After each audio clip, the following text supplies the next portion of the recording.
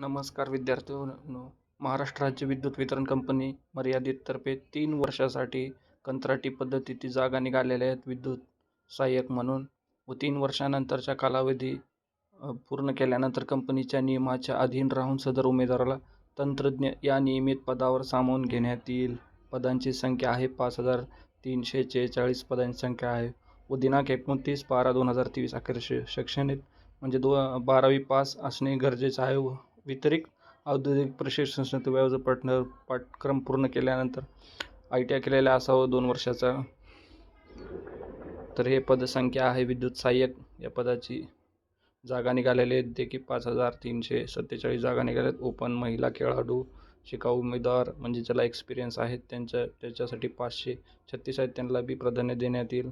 चला आपण पाहूया की किती वेतनश्री असणार आहे या निवड झाल्यानंतर. निवड झालेल्या उमेदवाराला खालीलपैकी मानधन देण्यात येईल. 15,000, 16,000, 17,000. प्रथम वर्षात 15,000, द्वितीय वर्षात 16,000, तृतीय वर्षात 17,000 देण्यात येईल. व लिंक 2024 मध्ये सुरू करण्यात येईल. म्हणजे आता थोड्याच दिवसात सुरू होईल फॉर्म भरण्याची लिंक. व विद्यार्थी महाराष्ट्र शासनाचा डोमेन्शियल असणे गरजेचं आहे. व निवड पद्धत कशा प्रकारे एक्झाम घेण्यात येईल. जनरल ॲप्टिट्यूड जसे की सामान्य अभियोग्यता, जनरल ॲप्टिट्यूड, रिझनिंग व क्वांटिटेटिव्ह ॲप्टिट्यूड व मराठी लँग्वेज यावर 150 मार्काची एकूण परीक्षा घेण्यात येईल. 120 मिनिट वेळ असेल या परीक्षेसाठी. जसे की सामान्य अभियोग्यता, तर्कशक्ती, संख्यात्मक अभियोग्यता, मराठी भाषा या विषयावर परीक्षा घेण्यात येईल.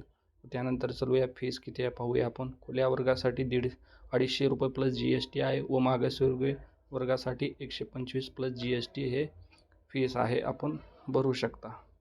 तर जागा निघालेल्या आहेत मित्रांनो. तर आपल्याला हा व्हिडिओ आवडला असेल तर नक्कीच प्लीज शेअर आणि सबस्क्राईब करा आमच्या चॅनलला.